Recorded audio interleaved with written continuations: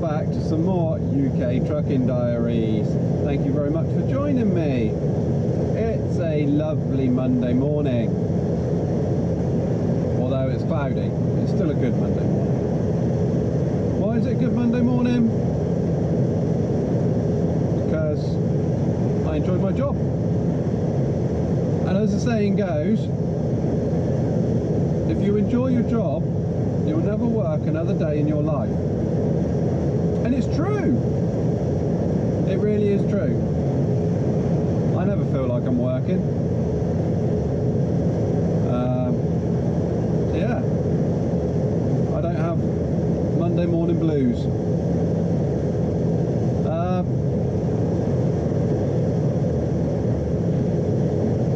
What are we going to be doing? Well, I think that if I do vlogs every day, now I'm putting out 2 videos a week, if every video is a vlog of me just going to the same places over again, I can only do so much editing to make them as interesting as I can. So what I'm going to be doing is the Sunday videos are going to be a topical video, and it could be anything. I'm just going to talk about stuff on Sunday videos. It could be anything from cooking, uploading a trailer, how to use a taco, how to pass your test, how to use a trailer. Could be anything, but Sundays are going to be topical videos, and Tuesdays are going to be the vlogs. So just put you in the picture of what I'm going to be trying to do now. And being as this is a Sunday video, what better way to kick it off? Now, a few videos ago I done a video which was do I want to be, or should I be a HGV driver, or something along those lines. I can't remember what it was, and it was very positive and everything else, and you know, put everything in a good light. So I think I'm going to equal it out, and in this video we're going to have, obviously from the title, why HGV driving might not be for you. Now there is several reasons why not. I think the first 2 are probably quite important. Well, actually the first 3 are quite important. The others are probably more niggles and annoyances. But the number 1 reason that I found that you might not want to become a HGV driver is because of other road users. Now you got to remember that you're a big slow lorry, and everybody on the road around you, their one aim is to be in front of you. It doesn't matter if they're coming off at the next junction, they're going to pull in front of you and slam their brakes on. They have to be in front of you regardless. And a big part of driving is trying to keep all those silly people alive. So yeah, it's your job to keep people alive. Now the way I look at it, it's like that old 90s game Lemmings, where they used to blindly walk along following each other, and it was your job to keep them alive. You had to do various things at various points and give each lemming a task so it didn't kill itself. That's what truck driving is. And that goes for pretty much every road user around you as well, including lorry drivers, because they can be some of the most annoying. And it is most annoying annoying because they know what they're doing, and they're just being a pain in the backside. So yeah, if you're someone who stresses about traffic, who stresses about cars pushing in, and you know, you stress about you know, trying to keep a small gap to the car in front of you so people don't push in, let them push in. Leave a massive gap in front of you and just let them go, because as soon as the traffic opens up again, they'll be gone and they wouldn't have made the slightest difference on your day. So yeah, just let them go. If they want to squeeze in front of you, let them do it. Obviously you've got to draw the line somewhere, and after, you know, if we're in stationary traffic and there's a junction and cars are trying to get on, if you leave a gap, they'll keep coming and coming and coming and coming and coming. So you have to draw the line somewhere and say, right, that's it, and then start pushing forward with the last car that you let in. Obviously I'm not saying let every single car in, because you will eventually get slowed down. But even when you know when they're going to do it, you know, you can see it when that car's coming down, you're outside and they've got their indicator on and you're approaching a junction, you know that car's going to squeeze between you and the car in front of you, hit their brakes, it's going to cause you to have to brake, and then your cruise control switches off and you've got to reset it again once you've gone round them, and just let it go. If you get stressed over every single car cutting you up, trying to get in front of you, you're going to have a heart attack within 12 months of driving a lorry. If you're the type of person that gets affected by that, don't become a HGV driver. Number 2 is health and fitness. As a HGV driver, you spend a long time sat on your backside, and usually if you don't take food with you, the only food available is going to be crap. So you very quickly start to put on weight. I found that I put on almost 2 stone within 12 months of me driving, and that wasn't coming from a particularly active job beforehand, but it's the diet that gets you. Stopping at services, eating McDonald's, KFC, Burger King, or even when you go into the likes of Marks and Spencer's and the services and stuff, it's still not great food. It's all pre-packaged crap you're going to eat in. So the best thing you can do is prepare all your meals, and look after yourself. If you can't look after yourself and you can't prepare your meals, you're going to get very unhealthy very quickly. I realised that, and within the first 2 months I've got these bad boys. I've got it under control now, and I'm doing a lot more fresh cooking, and a lot more exercising, but I was getting to the point where I was almost going to have to go to Marks and Spencer's and get these bad boys measured up. But it's sorted now. I'm at the distinct advantage where I'm home every other night, so I've only got to bring, 48 hours worth of food with me, which is okay. But it's a lot harder if you're going to be out Monday to Friday. So it's definitely meal prep, because that will hurt you, and your health is more important than any job. Number 3 is 80% of Class 1 driving is going to be away at night. You're going to be sleeping in the cab, you're going to be away from family, you're going to be away from friends. On those hot summer's evenings, you're not going to be able to nick the pub with your mates and have a beer in the beer garden. You're going to be away from the kids, away from the wife.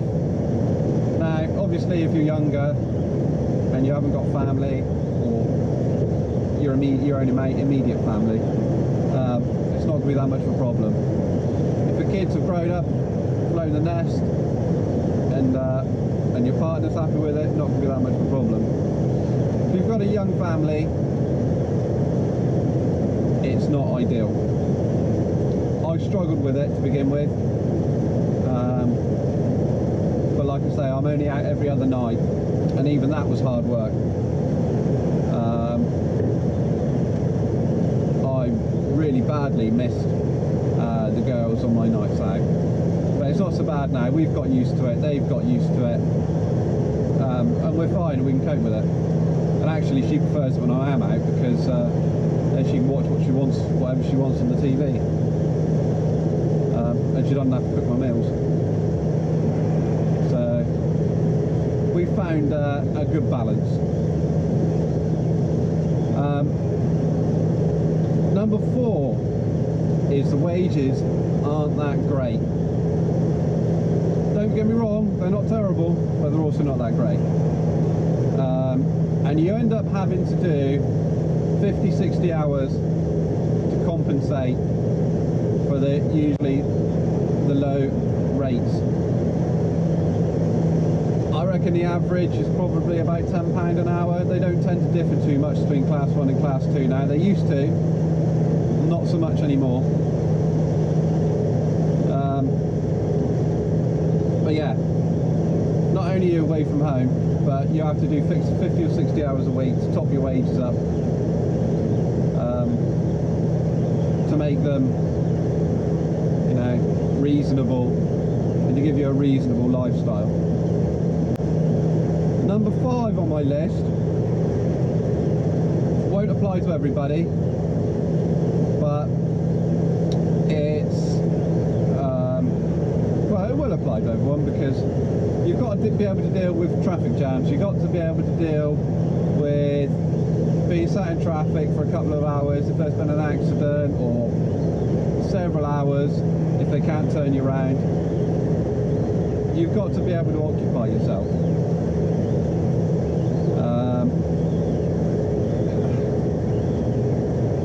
It's quite a lonely job, is HGV driving. You spend a lot of time on your own, and you've got to be able to be happy with your own company. You need to be able to occupy yourself hours on end, and a lot of people can't do that. A lot of people can't deal with it. I'm fine. I'm quite happy with my own company.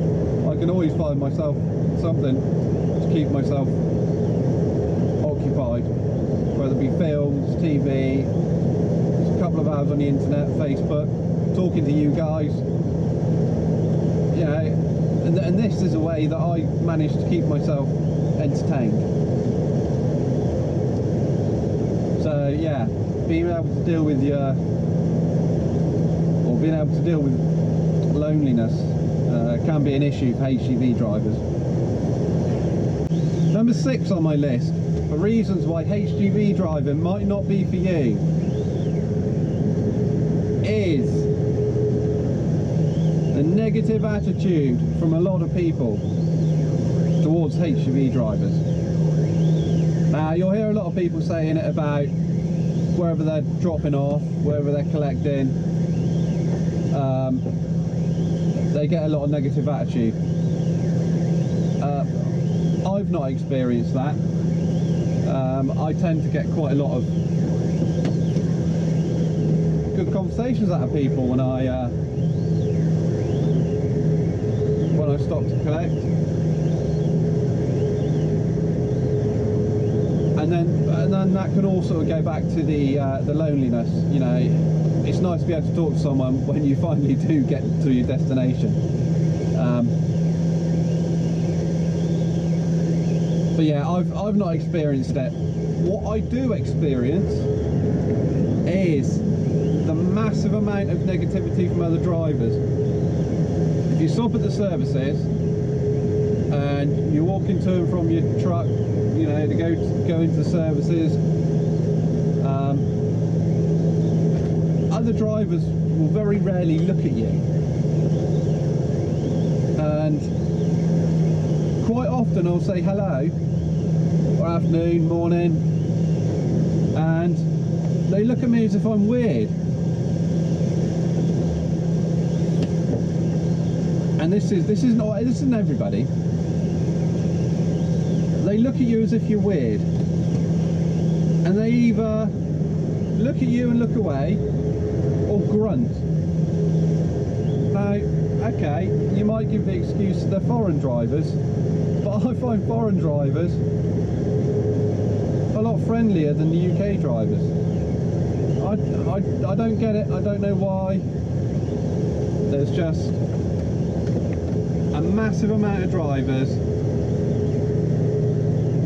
that are just miserable, and they've got no intentions of talking to anyone or being happy. They're in their own little sad bubble. Yeah, and that's the only negativeness that I come up against. Everywhere else is fine. Just don't expect to have conversations with other drivers.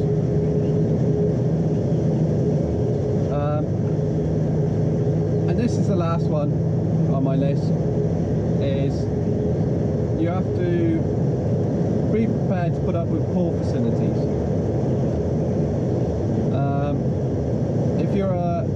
If you're tramping and you're out Monday to Friday, you're going to want to stop and be able to get showers everywhere. Whenever you go and have a shower, take flip-flops and then have a shower to clean off the dirtiness that you've got from having a shower, if that makes sense. It really can be that bad, and that's if the showers work and if the showers have warm water. So be prepared for cold showers. Be prepared to have 2 showers to clean yourself from the first shower, because the shower's so minging.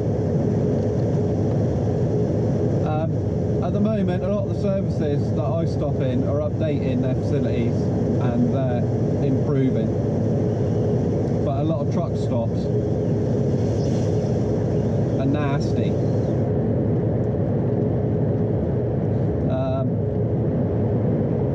So yeah, be prepared for filthy, minging facilities at places you do want to stop. So yeah, that's about all I've got for why you might not want to be a HGV driver. So why don't you let me know what you think? Let me know the negatives that you come up against. Let me know in the comments. It'd be great to hear all your thoughts on it. These are the ones that I could come up with, so it would be great to see or to hear another perspective from other drivers that do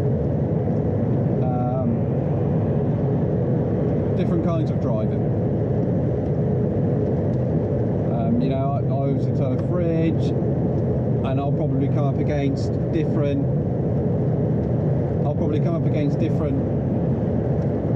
negatives than someone who drives a car transporter and drives a tanker. RDC drivers, or drivers that live to RDCs, often find themselves sat for hours on end at RDCs, not being able to unload and stuff like that. You know, that can be a big negative to someone, but it's not something I come up against because it's not something that I do. Hope you enjoyed my little rant, and I shall see you on Tuesday for the regular vlog. We'll probably be going east again, and yeah, don't forget the social medias below, and subscribe if you enjoyed and you want more of this teaching topical stuff. So until next time, I'll see you later.